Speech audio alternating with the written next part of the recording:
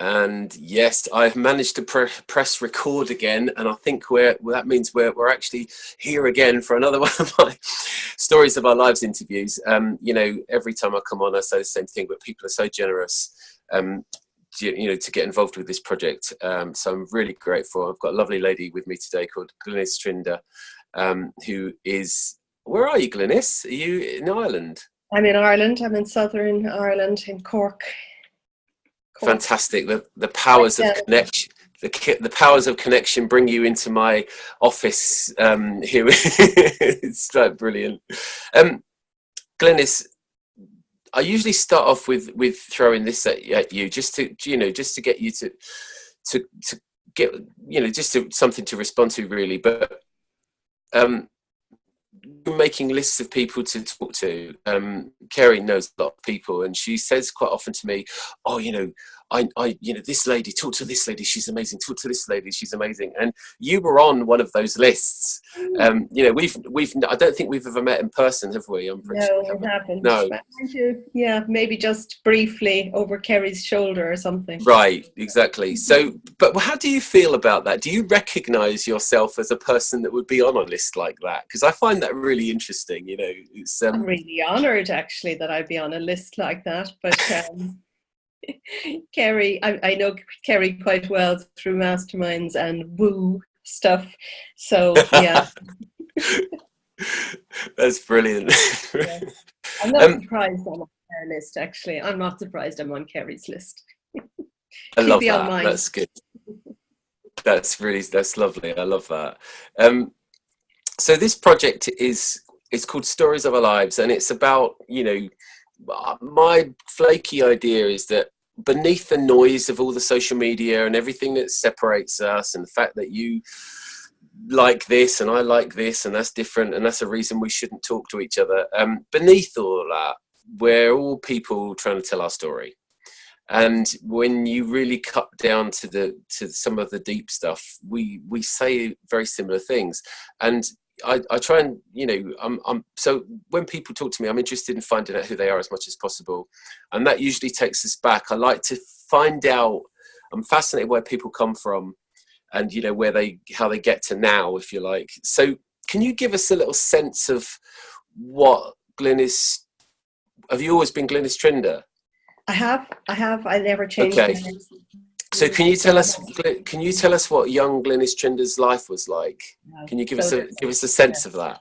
Okay, well, young Glyniss Trinder was really, really shy, really timid, very frightened of loud noises, shy of people. I would never have spoken up in public, and actually that's quite new for me. That went with me a lot of my life. I would have been the kid at school who daydreamed and looked out the window and had great adventures in her head, but didn't do a lot of work. And I came from a family who, my mother would have been finished education quite young, and so would have my dad. It would have been quite typical, at the time. And so homework and working at home for school would have been something that wasn't really a huge priority. Right. And I never did it. I used to just hide. I remember hiding behind chairs, and I made myself invisible, actually. In fact, I love it. I did that all my life. Apart from now. And actually, you have no idea how many blocks and changes I've had to make to step out through that. And I still find being visible a challenge, but I can do it now. But I would have been very, very quiet. That's really cool. Thank you so much for that. I mean, I'm fascinated, you know, straight away. Was that something that was your thing as a kid then? Were you the kid that, you know, was shy? Was it talked about like that? Did you, in terms of your family? Funnily enough, my mum always had the impression that I would have been the tomboy, or somebody who didn't need an awful lot of attention, that I was quite self-contained. And I reckon I don't remember an awful lot of my childhood, and I'm into spirituality and mindset coaching. And one of the things I do, I do hypnotherapy, but one Yeah. of the things that I really do is I do card readings to see where people are and where their energy is. And that's something that came to me quite late, much later in life, but I reckon I was always that spiritual, deep child Right. who I always knew what people were thinking. I was able to preempt situations, and I think that probably made me nervous because I knew what was coming. That's really interesting. Yeah. But not in anything relevant to school. So I would have been an artist as well. I drew a lot. I painted. I sketched, and I liked to do that. And that's what it was considered, was what I was going to be doing. You know, and I took that on as my role all my life. Something to do with that. Got it. So you were the arty one. I was the arty one. That was how it was explained. Yeah. Because that's really, yeah, carry on. Arty, flaky, and I suppose self-contained. And I'd say I didn't need a lot of minding because I loved to be on my own and play on my own. And so that became, that's what I thought I was. I grew up thinking I was an artist and that there was nothing else for me. And it was something that I did like, but I always felt I was playing a role at it. Oh, wow. I feel that it was really me. And all I wanted to do was to talk to people and help people and figure out how they could move forward and things. So, yeah. Oh, that's fascinating. So when did that emerge? Because as a young child, obviously that's not really, maybe not there, but when did that side emerge? Or was that there from the early days? It was there from the early days. I suppose when I was about 12, I went to an all-girls school, which was really damaging for me. Wow. I had been to a mixed national school, and then I went to this all-girls school, and it was very strict religion-wise. It was a Catholic school. I wasn't Catholic. Oh, wow. And I would have been, there were 2 non-Catholic children in the entire of my, Oh my God. whatever classes. So I would have been kind of different, and I really felt that was, I retreated into myself even more. Yeah. And then I moved to a co-ed school the following year when I was probably 13, 14. Right. And that opened me up, made me kind of come out of my shell. I was terrified. I was a mouse at first, but then I really found my way. I think I don't know. I enjoyed it. I had fun. I didn't do an awful lot of work again. I was considered the artist. It was obvious what I was good at, but really, what I was good at wasn't what was appreciated by the school system, which was talking to people, listening to people. I mean, the law of attraction wasn't even spoken about or heard of in those days. But I kind of had an instinct about that, but not, I mean, it was years later before that would come about. But when I left school, I was very young, I was 17, and I went to the School of Art, and because that was assumed, that's what I was doing. Wow. And I spent 2 years doing very little there. It was a rubbish course.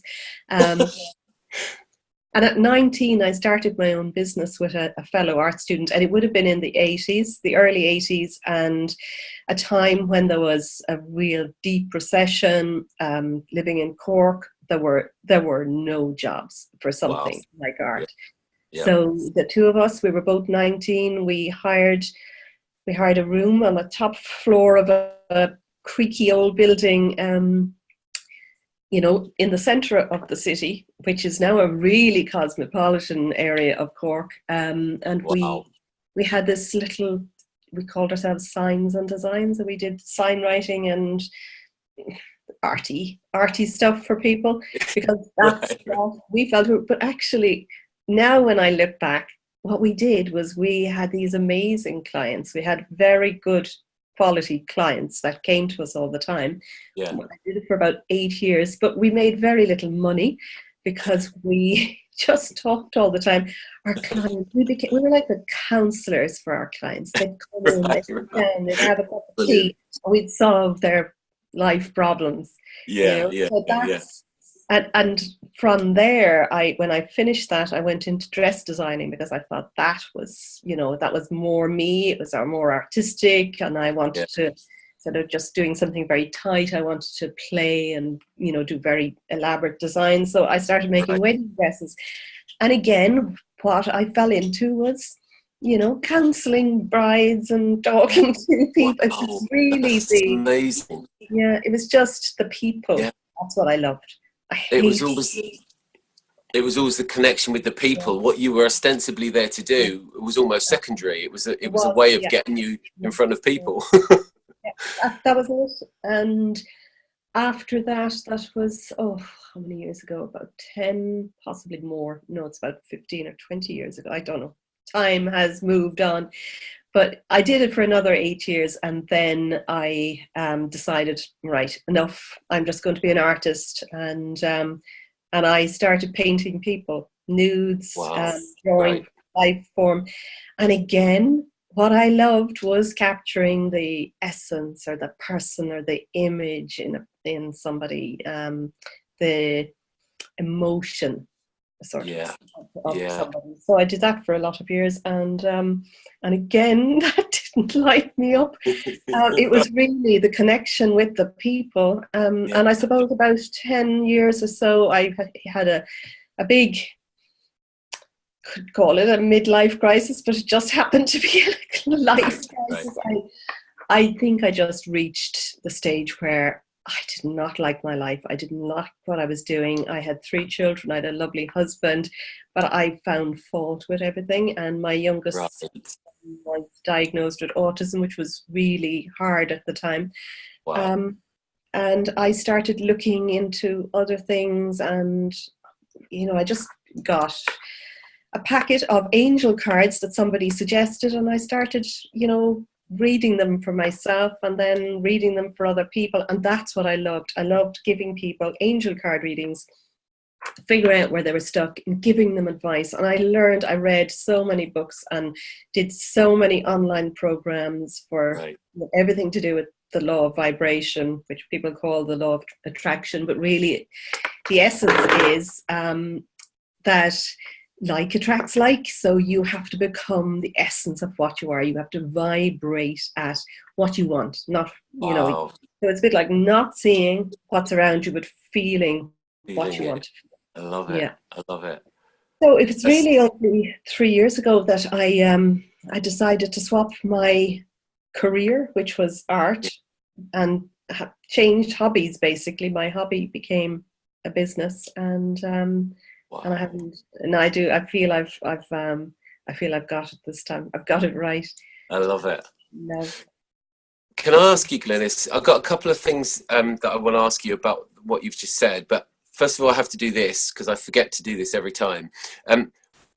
So I'm gonna, at the end of the interview, I'm gonna come back to this point. So don't tell me now, but I'm just gonna ask you to think of a piece of music or a song or whatever it might be that is meaningful to you in some way, that you can tell me a very short story about. Just tell me something at the end of the interview. I'm just fascinated in how our minds work. So this is, you're gonna have to put this in your brain somewhere and come back to it later. Perfect. Can we just go back, because that's brilliant. You outlined it so brilliantly without me having to do anything, which is fantastic. But can I just push a little bit? I'm just interested. So family structure, mum, dad, siblings? Mum, dad. I was second eldest. I had an older sister, and then a brother very quickly after me, another sister, and a big gap, and then we had a final boy. So there were 5 of us. Wow. Okay. And family life was happy. Good. I lived in the country. My dad was a potato farmer. We grew up being given, jobs to do around the farm. Now, every single evening, my dad unfolded the pound notes, and I think £2, was our daily and that was probably very generous at the time. Yeah, right. Picking potatoes or setting cabbage or whatever that was, but life was slow and easy and very full of Wow. love, very loving family. And your can you see, with into what you've outlaid so brilliantly, for us in terms of who you are and how you went through that kind of young Glyniss and to the Glyniss that started a business at 19 until now. Can you see, looking back and kind of stepping outside of your family and looking at it maybe from the outside, can you see, wow, that that was more like my mum's side, or that was my mum, or was it your dad, or was it your a grandparent? That bit that kind of defines you. Do you recognize it in one of your siblings, or? No, I think I was the black sheep, the oddball of the family. And in fact, all of my sisters, they'd totally agree. Oh my God, that's so funny. What are you doing now? I mean, I like to think I've reinvented myself lots of times, but they just think, oh, would you just pick one thing? Oh my God, that's so brilliant. I love it. And for them, I would have grown up as well in a very traditional, we were Church of Ireland in a predominantly Catholic country. So we would have been amongst a kind of a very quiet, lovely, gentle, churchy community growing up, which really when I did, and I'm not religious, I'm spiritual. Sorry, I have my phone. It's okay. And I call myself spiritual and not religious, but I know that what I'm doing now would be very much judged.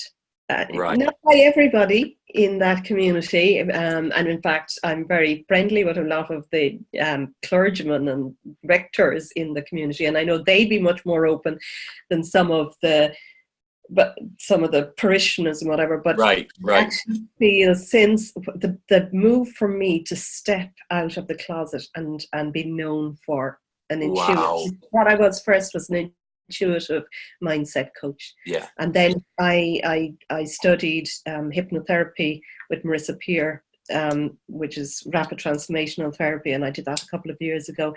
And that for me was kind of, I suppose, originally that for me was making it less woo, but really I am woo. For me, the spiritual side is bigger always, and I love the rapid transformational therapy, and it is so powerful. But I mix it with my own. When I'm working with somebody, I'll always bring in the card readings and the intuitive side.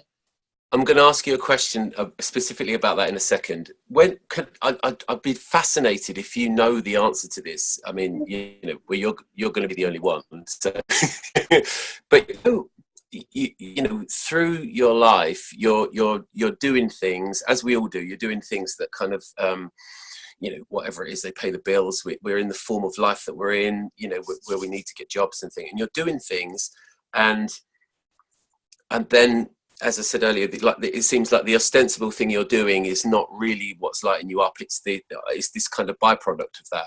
Yeah. Can you think of a time when you I don't know if there is a time or if it was just an aggregation of moments, but was there a time when you kind of thought, oh my God, was there that kind of epiphany, or when you thought, oh my God, this is it, I've come home, kind of thing? Was there that moment?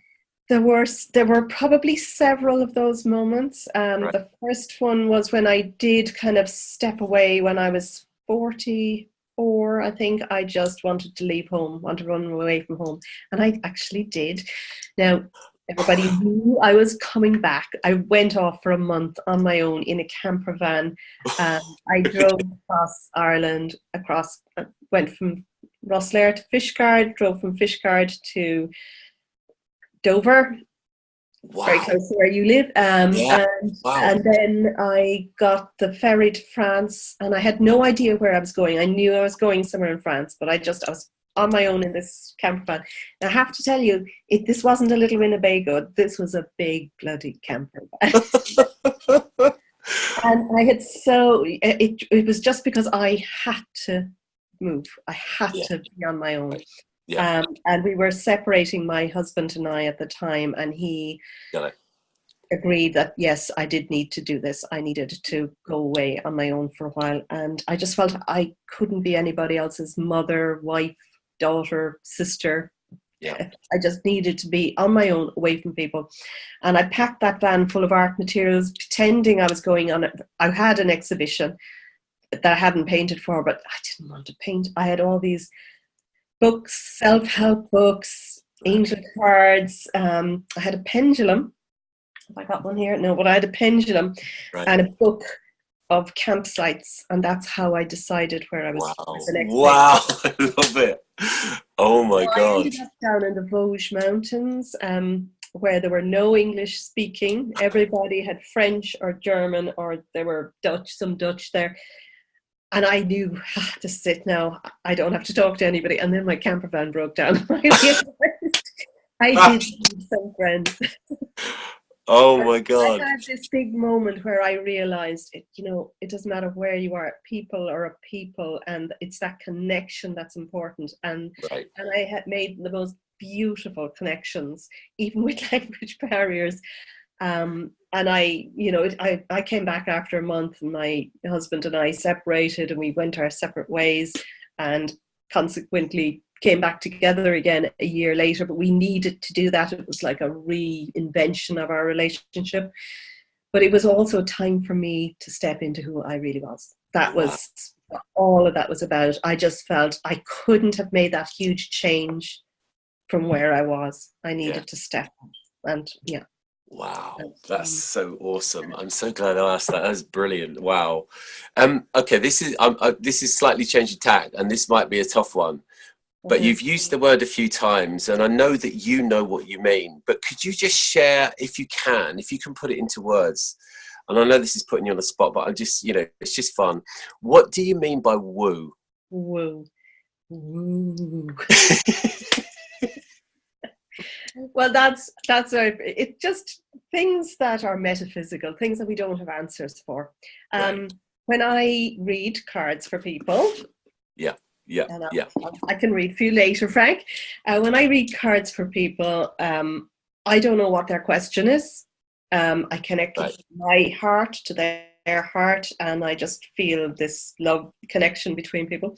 And I ask them to have a question in mind. I shuffle the cards, and they tell me when to stop. They pick the cards upside down. They have no idea what the cards are, and I have no idea what the question is. But when I read the answers of what's here, and I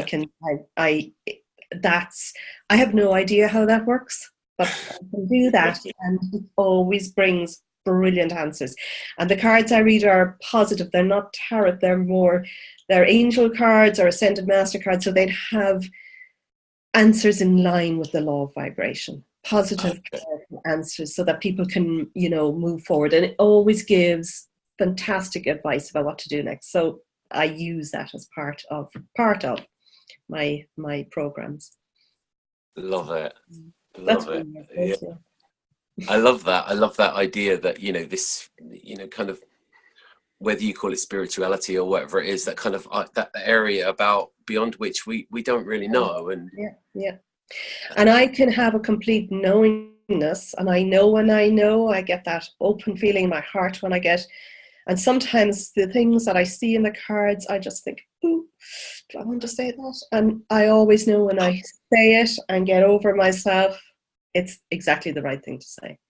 Wow. Sometimes, a few times I have to say, especially when I was starting out, I kind of held back on some of those, but they transpired, they did come in, and the person brought it up. So I just knew, So it's really, I believe that, we're all energy. Everything is energy. And past and future, people beyond, whether that, I mean, I feel light beings, and I don't know what I'm reading from or who I'm reading from. All I know is it's good, it's positive, and when I say what comes through me, it means something to people, and yeah.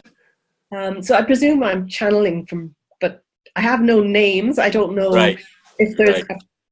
a being or many beings, or whether I'm connected with their energy. I don't know, Right, but I right. know it works. I love it. I love it. That's so cool.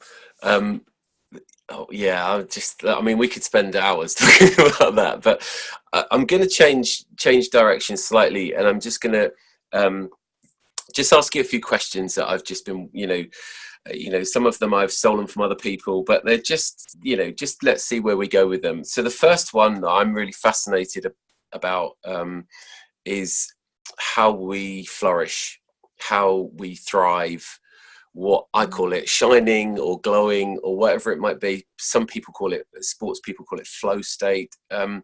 What's that to you, Glyniss? That What to is me what is when we thrive? when you step into who you truly are, when you step into your highest self. We've all come here, I believe, for a purpose, with our unique ways of doing things. There are many people that read cards. There are many people that that do hypnotherapy and rapid transformational therapy. But my past experiences that we've talked about, my all of these abilities together, and my loves, and also even my art. I have all of Right. these together are part of me. Yeah. And when I feel I'm doing something that brings all of that in together for the better good of me, Right. and for the better good of who I'm serving, and Yeah. then that ripples out into the world. I And I love think that's the flow state.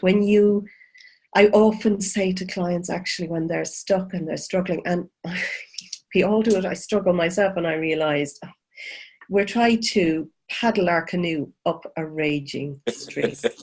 Okay? I love And it. all we need to do is to turn it around and go with the Love it. flow. Go with the flow. That's so good. It's That's so just good. I love it. Okay, here we go. I got a question for you, Glyniss Trinder. okay. What are we doing here? What are we doing here in this planet now, or here What, right now with you and me? I have so many answers to that. however you want to answer it. Okay. What are we doing here? We are having fun, you and me, the planet. What we are here to do, I believe, is to just live in joy and spread joy and I love that. love. Actually, at the end of everything, underneath everything, when you have love. And that's how I do my readings. That's how I Yeah, connect with clients. That's how I do everything. When you have that open-hearted love for yourself inside, and then the people that you meet, and you spread that. I think that's why we're here. We're here to experience love, to be love, to be loved, to share love, and it's lovely. stay in our own space, in our own comfort zone of genius. I love it. I love it. It's just lovely. Glynis, do you know who you are? Do I know who I am? I am a spirit in a body, okay, and I'm joy, and I'm bubbly, and I'm at my best when I'm with people. That's who I am. Other than that, I have no idea. I just love the fun of helping and being in that zone of passion and fun. It's all about Yeah, having fun. It really is. absolutely. Absolutely. Okay, slightly different. I'm going to ask you to fill in gaps, if you don't mind. I've got some things. Okay. So for you, the gap between knowing and not knowing is filled with Space. space. I love it. Okay. Pressure comes from Trying to canoe upriver, basically. I love that. That's so good. The truth is Inside you. Oh, Yeah, that's good.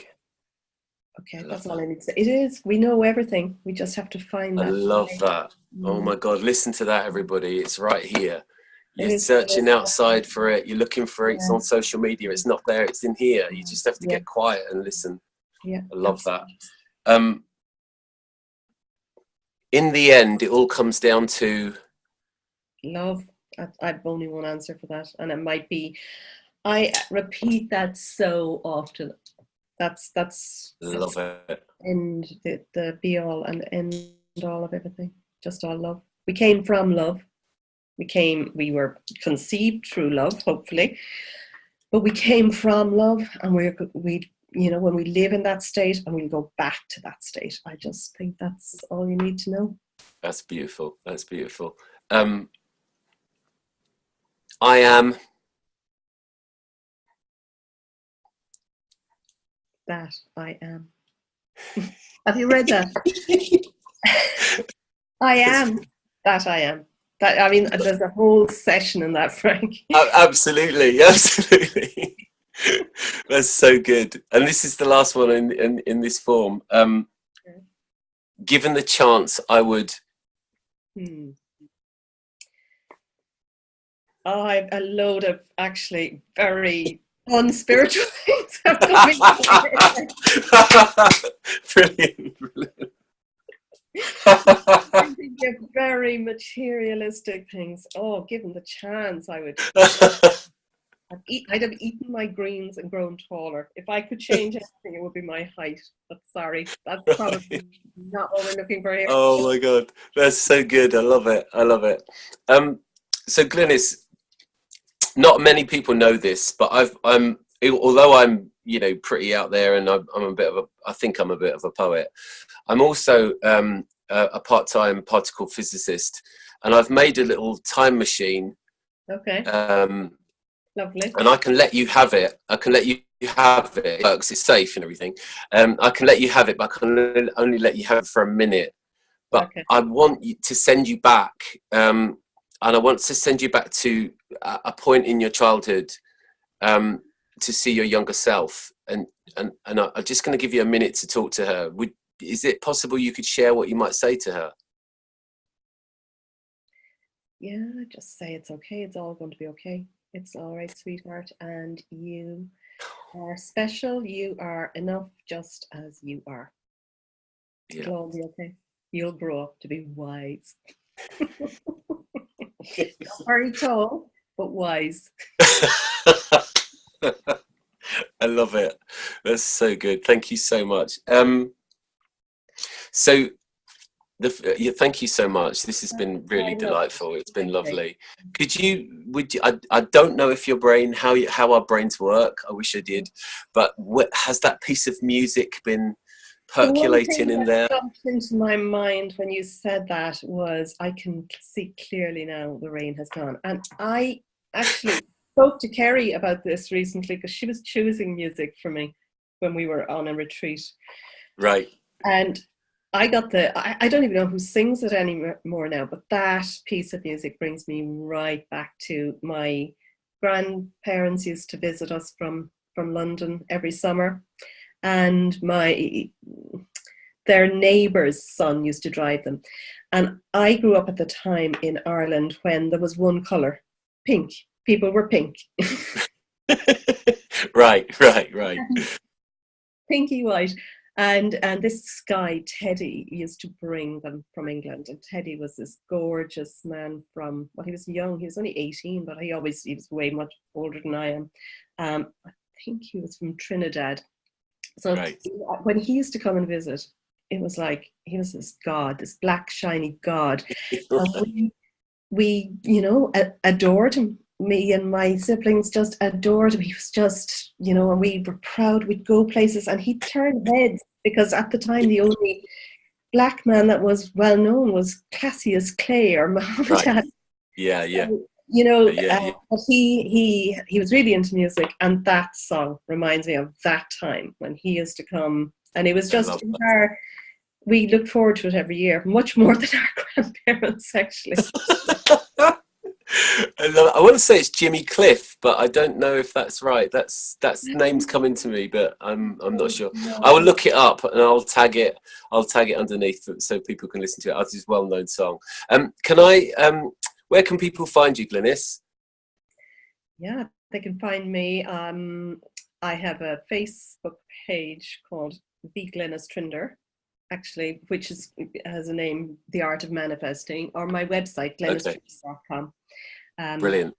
Can I tag those underneath when we share this? Love that. Yeah, love that. Yeah, because I have Fantastic. some free audios for sleep and Beautiful. getting into your power, getting into your self power, and a couple of others. So yeah. We've listened to one together, and I know Kerry listens to I think we've listened to the sleep one, and Kerry listens to some of the other audios sometimes. So they're well worth it if anybody's looking for something. Glynisstrinder.com is it? Yeah, yeah. Yeah, so, and I'll share that link underneath when we finally go live. So Glyniss, thank you so much. It's been so lovely to talk to you. Loved talking to you too. Thank you so Brilliant. much. Thank you very much. Very generous of you, and take care. You too. You too. Bye. Bye.